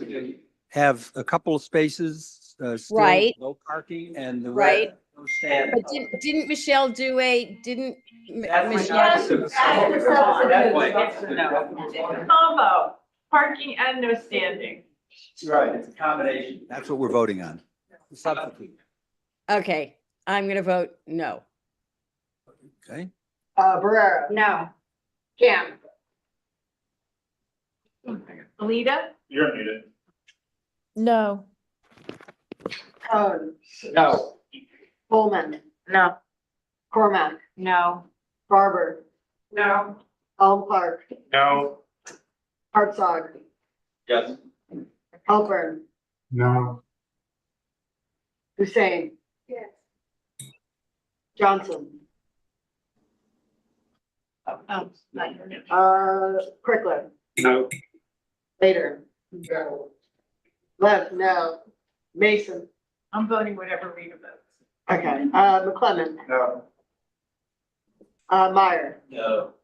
Meyerson, No. Pope Marshall, Pass.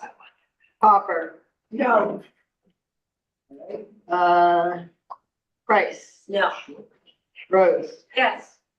Rudder, No. Salcido, No. Sanchez, No. Schneider, No. Seligson, Sullivan, Pass. Squire, No. Stein, sorry, No. Tamaya, Yes. Warren, no, Wiener. No. All right, so let's go to the passes. Ashby, Abstain. Johnson, not here still, Pope Marshall Yes. and Sullivan. Abstain. All right, so the resolution, fails. Sorry, I'm gonna change mine. Okay. No. That's perfect. okay, now the question is now back on the committee proposal here, and is there, yes, all the questions, there a second? All in favor, say aye. Aye. Any opposed? Now, I know we have some people, are there any anybody gonna vote no on this besides Michelle? And there are a couple of others, maybe? Do we have others? No? Okay, is everybody else in favor then? Okay, all right, I think we concluded that. I'll turn it over to my friend. Before we do, did Elizabeth vote or she's not in the room or? Did she pass on this? Back to the original motion. Right. But she did not raise her hand, so, right. Okay, I just want to make sure. Yes. Okay, Craig, you wanna talking about the legislation. Sure. So the second resolution was in regards to the proposed city council resolution and the partnering state assembly resolution regarding registration of e-bikes and e-scooters. And the resolution called for the city council to have a hearing scheduled for I believe that was 0606. Yeah.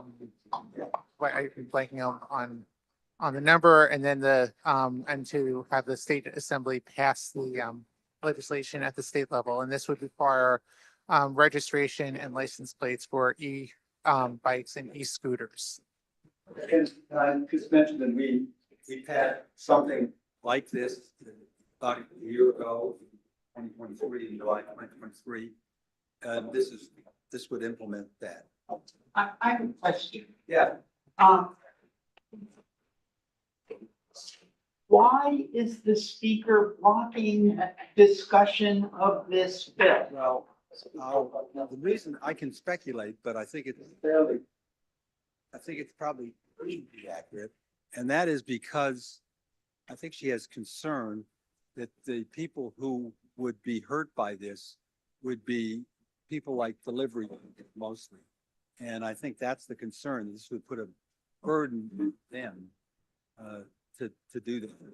If you instituted a system like that, even though the bill makes for delivery people makes the company responsible for it. But I think that's, if I had to guess, I'd say that's why it's installed.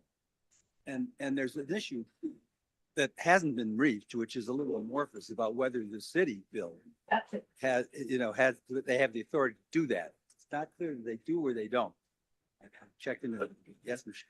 Yeah, well, the argument that's made about the imposition of having to get license for something it's a very specious one. I mean, you need a license to go fishing.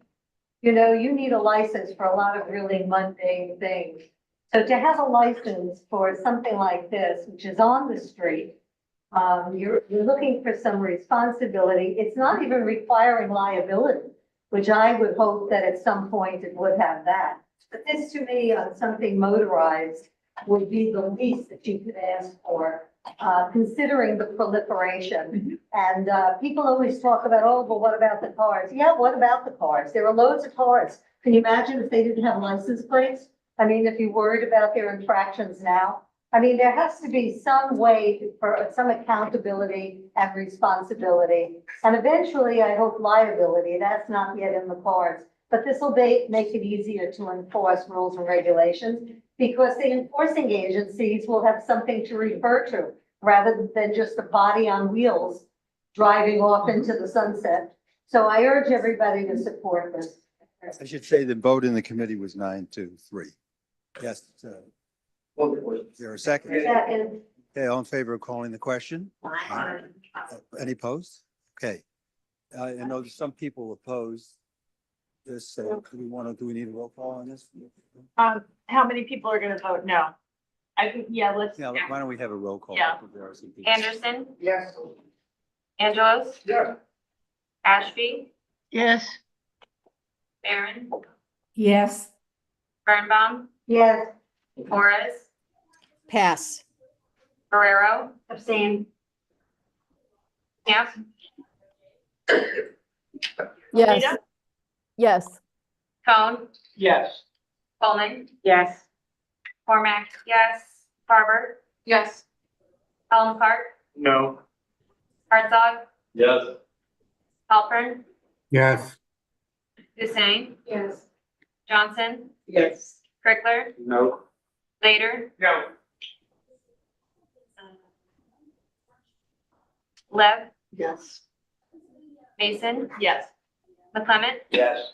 Meyer, Yes. Meyerson, Yeah. Pope Marshall, No. Hopper, Yes. Price. Yes.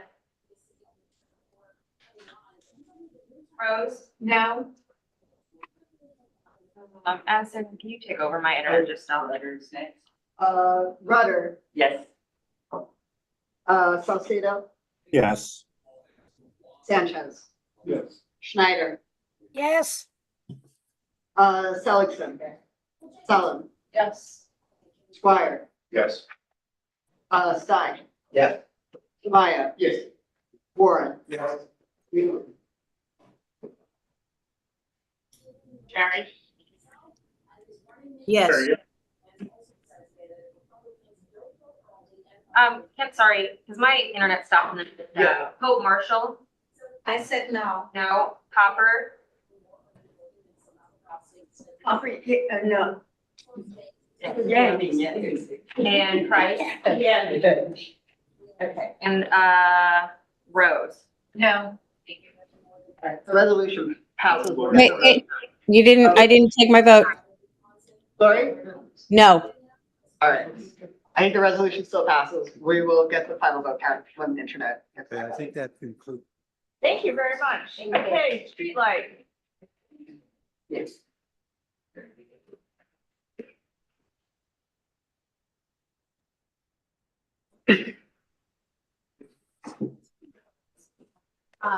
Is this on? Did I just turn it off? I mean, Fine, okay. What I'll say before we get started is if you're looking at the agenda, numbers and the letters do not match up. This is an error that was discovered minutes before this meeting started. But I will tell you what the resolutions are that were unanimous and non-unanimous and what's happening. So we have 6 unanimous resolutions. How do we call the? That's when there's no cannabis shop on the unanimous. There is not a cannabis shop on the unanimous ones. There are 6 unanimous liquor license, roadway, yeah. Second. Okay, that's fine with me. They are unanimous in committee. Maybe they're unanimous here. anyone going to vote no? Sorry, can you read out the ones that are unanimous? Yes, it's business of hospitality, Akamori, City Hops, Pineapple, Nectar, and Arturo's. Okay. Anyone going to vote no? Okay, unanimous. There was also Shake Shack, which was meant to come here and then agree to some stipulations, but after the meeting, they decided to withdraw their application. So we're not considering anything of that here. Then we have 2 non-unanimous. The first one is Pecora Bianca, which was a 9-1, and I don't remember, yeah, so I don't know if you want to speak to why. I mean, La Pecora Bianca does not need like 44 more seats on the sidewalk. I think, I'm not a fan of sheds anyway. They already have a ton of space. It's a large restaurant.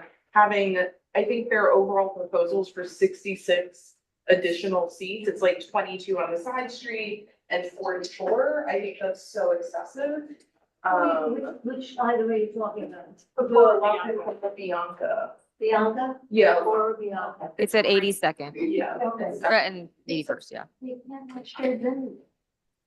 Well, They're not there. yes, they're allowed. If they're allowed. It just can't be year round. No, it can't be covered. How are you That's- defining shed? I'm not defining shed. Outdoor, in the road dining. It's a roadway dining. Yeah, But it's just they're- roadway dining, not an actual shed. Road dining is not permitted to have, they can have 3-sided walls, 3 feet high. No, that's not called a shed to me. That's It's why an I'm wondering. unenclosed. There's no cover on it. It's an Sidewalk unenclosed, cafe. there's a sidewalk cafe and then there's a roadway cafe. Shed is not any part of it. Shed is the Shed is just the wrong wrong word that was said. But it's 22 tables and 44 chairs. Okay. I still think that's way more than is needed I agree. on a corner. It's not a shed. Elizabeth? Noted. Okay. Elizabeth?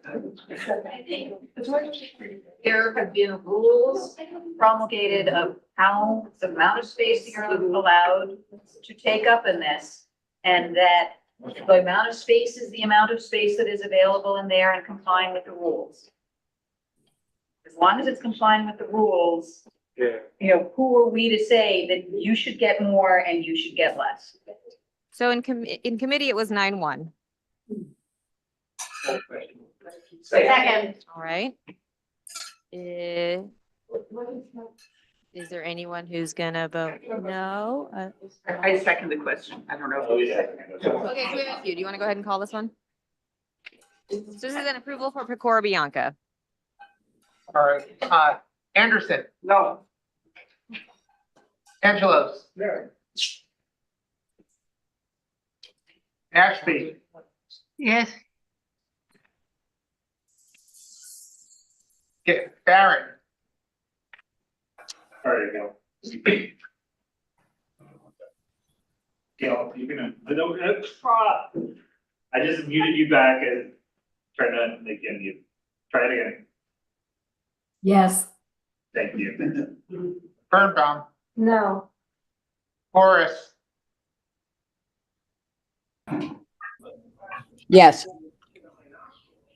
Ferrero. Yes. Ham. No. Cone. No. Coleman. Yes.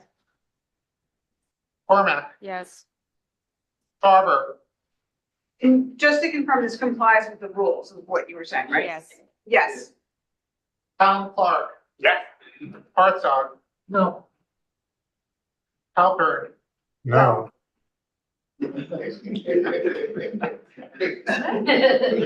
Hussein. No. Johnson. Yes. Trickler. Yeah. Later, yes. Webb. Yes. Mason. Yes. McClemmons. Yes. Meyer. Yes. Meyerson. Yes. Pope Marshall. Yes. Hopper. No. I knew that. Sorry, my computer just froze. Price. Yes. No. Rose. Yes. Rudder. Yes. Salcido. Yes. Sanchez. Yes. Schneider. Yes. Ellison. Yeah. Kellum. No. Squire. Yes. Stein. Yes. Mayo. Yeah. Warren. Yes. And Weiner. No. All right, so the resolution carries 29 yes, 10 no. Okay. I think we have to know that all the cafes, sidewalk and the road cafes, they sign stipulation that they will comply with all the rules and regulations of DOT. I think this is very important. Thank you. That is true. They're all going to follow the laws. For 5A, this is our only cannabis considered. This is for Nucleus Dispensary. It's at 1819 Second Avenue, which is between 94th and 95th. There were objections from the public for this one. They are listed in your minutes, but if you like, I can give you the top level. Okay. So one was that the operator had no experience operating a dispensary. One argument that was the neighborhood was inundated by illegal dispensaries and already has a retail desert problem. The location is right across from the queue and it's within 1 to 2 blocks radius of kids' schools and preschools. Now, in this discussion, we had it out in the way that we always do, which is the laws on proximity to schools are specific where it has to be on the same street. So if you like turn a corner, it's no longer on the same street. So the block radius thing is an argument that we keep hearing in committee, but that is not how the laws are written here. It was decided, it was approved 8-3. And that's what happened in the committee. Russell? You just said to me. Again. So I don't know procedurally if this is the right, maybe it requires a substitute Can they talk resolution. louder? Sorry, okay. So given that this is an approval, I don't think we should have a whereas clause. I agree. To solve the objection. I agree. So if it's a friendly amendment, I think we should cut it. If I need to make a substitute resolution to cut it. I think you should Yeah. Yes. Which one? make a friendly Friendly amendment. amendment. Yeah, friendly amendment. Accepts the friendly amendment. Okay, the friendly amendment is just the approval without the second whereas clause. Just cut that whereas. Yeah. I would accept that. Second. Okay. Sorry. Okay. For share point of order, slow Wi-Fi point of order, they want me to put something up that people on Zoom saw earlier. And the download speed was In a check place? in a In a tech place basement? where everybody's on there. I just want to, one of the member of the public showed a map and I just thought it would be fair if we could just see it. it may not change what you're gonna do, but we were unable to see it in the room. And I'm going you have to to, try to zoom in. yeah, you have to This lift is it up. very Yeah, there we go. hard for me from very far away. Just lift it up a little bit. Yeah. Can you see, guys? Get rid of that. What are we looking at? A map of where the location is and then some other things of interest. What are you Okay, but the showing me location is like within all of the rules This that. is like kindergarten, this is PS 77, Windward K through So 8. I have to say, I Right. think this is quite out of order. I to be agree. Showing and lobbying for a particular position. No, I'm not Agreed. lobbying. I just said we couldn't see it before when he did the But is presentation, this that's the rule? all. Can every Not lobbying for anything. speaker in the public session show a demonstrative as part of their thing? I don't think it's appropriate. It's Yeah. appropriate. We do it, we have a Nathan here for MSK who showed us 10 feet of I think it's a cardboard. rare exception by an applicant, whatever. Second. That's true. We did. So I don't know which one of you wants to take this one. This is gonna be on the friendly amendment that cuts that second whereas clause, which is an approval. Call the question. This is, yes. All right, Anderson, No. Angeles, Yeah. Ashby, 1 second. Ashley, go ahead. No. Barron, No. Birnbaum, No. Horace, Yes. Barrero, Yes. Camp, No. Code, No. Coleman. Okay.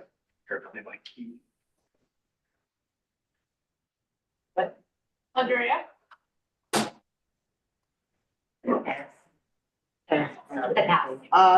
Cormac, Yes. Carver, Yes. Oliver, Yes. Hartsog, Yes. Halpern, No, Hussein, Johnson, Yes. Prickler, Yes. Vader, Yes. Webb, yes, Mason, No. McClement, No. Byron, No. Meyerson, Yes. Pope Marshall, Yes. Hopper, No. Price, No. Rose, Yes. Butter, Yes. Salcido, Yes. Sanchez, Schneider, Yes. Seligson, No. Sullivan, No. Swire, Yes. Stein, Yes. Samaya, No. Warren, Yes. Wiener. No. All right, the resolution passes 20 yes. to 2 no. All right, thank you. That's all we got. Oh, wait. Sandra. I have a lot right now. No. No. No, all right. All right. It passes. Okay. Okay, budget committee? Just goes to show you, every vote counts. Flip the ballot.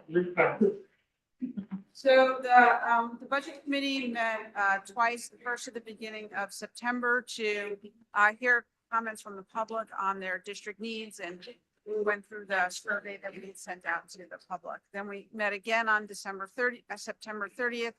We reviewed the details of the district needs statement and agreed to our top 3 pressing issues: affordable housing, parks and open space, and quality of life / safety and security issues. We kind of combined a number of things into quality of life in terms of the description based on community responses to the district needs statement. And then we went through what our top 10 capital priorities were and our top 10 expense priorities. But I should add that whether something is in the top 10 or not does not mean it's not getting the same fair treatment in the evaluation by each agency. The district needs items get broken out by agency that it goes to. And so each agency will then review, the DEP will review their issues, DOT will review their issues, and we'll get the same non-response from the legal staff. We're trying to be more specific, really appreciate everybody's input in clarifying and updating the description in the district needs statement and in each of the items and prioritizing those. So these priorities were approved by unanimous vote at the committee. Does anybody have edit? Call the question. Second. Is anyone voting no? Okay, I guess by Okay. action. Right. Okay, we're at old business. I know Alita wants to do one old business. Lolita, go ahead. Yeah, thank you. Very quickly, I neglected to mention a thank you to Sarah Chu and her daughter Bella, who volunteered, and it's fair to thank one and all. So thank you, Sarah, thank you, Bella, and thank you everyone for listening.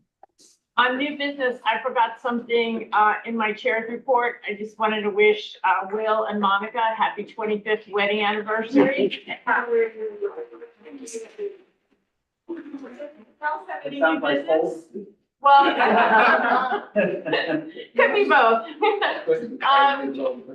Motion to adjourn, anybody? Okay, all right, thank you. Thank you for coming to Roosevelt Island. Can I ask,